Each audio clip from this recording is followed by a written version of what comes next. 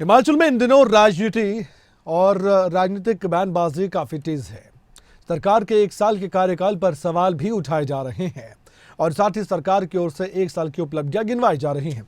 एक और सरकार लगातार अपने काम का बखान और ब्यौरा दे रही है जनता को और 1 साल बेमिसाल का नारा दिया गया है। दूसरी ओर विपक्ष लगातार सरकार को इन 1 साल के कामकाज को लेकर घेर रहा है। नेता प्रतिपक्ष जयराम ठाकुर की बात करें, सरकार के 1 साल के कामकाज पर सवाल उठाए गए। गारंटी कर्ज के मुद्दे को लेकर जनता के बीच पहुंचा गया। हिमाचल प्रदेश के सोलन जिले में विकसित भारत की संकल्प यात्रा के दौरान नेता प्रतिपक्ष और पूर्व मुख्यमंत्री जयराम ठाकुर ने सरकार को जमकर घेरा।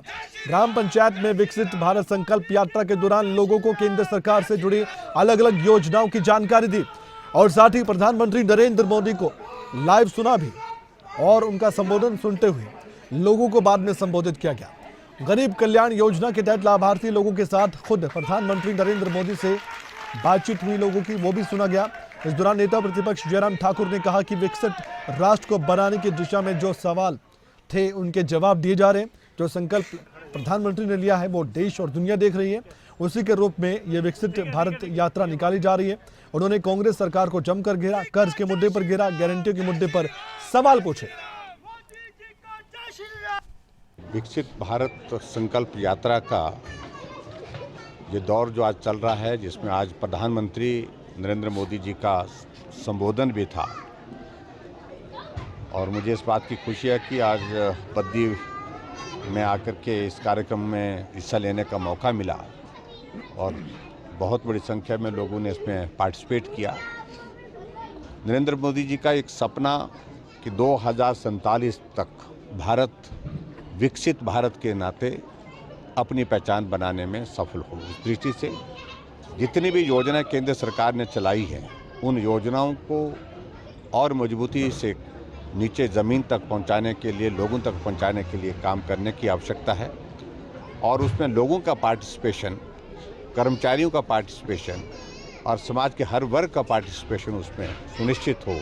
उस दृष्टि से इस यात्रा का ये आयोजन किया गया। देखिए, मैं तो एक ही बात कह रहा हूँ, जश्न मनाने जैसी कोई बात ही नहीं है।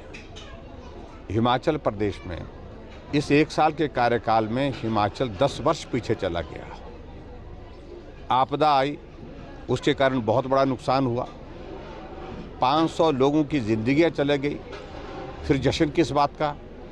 हज़ारों लोग बेघर हो गए, फिर जश्न किस बात का होना चाहिए?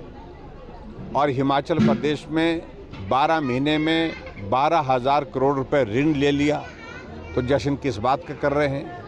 हिमाचल प्रदेश में एक आदमी को नौकरी देने में सरकार सफल नहीं हो पाई। जहां 5 लाख नौकरी देने की बात कही थी, 1 लाख नौकरियां कैबिनेट की पहली मीटिंग में देने की बात कही थी, एक आदमी को नौकरी नहीं मिली। 10,000 से ज़्यादा आउटसोर्स में कर्मचारियों को घर भेज दिया, नौकरी से निकाल दिया, 7 महीने की उनकी तनख्वाह नहीं मिल पाई, तो किस बात का जश्न है? हमें समझाएं तो सही। और ऐसी परिस्थिति में जश्न मना रही है, तो मैं समझता हूँ ये बहुत बड़ा दुर्भाग्य।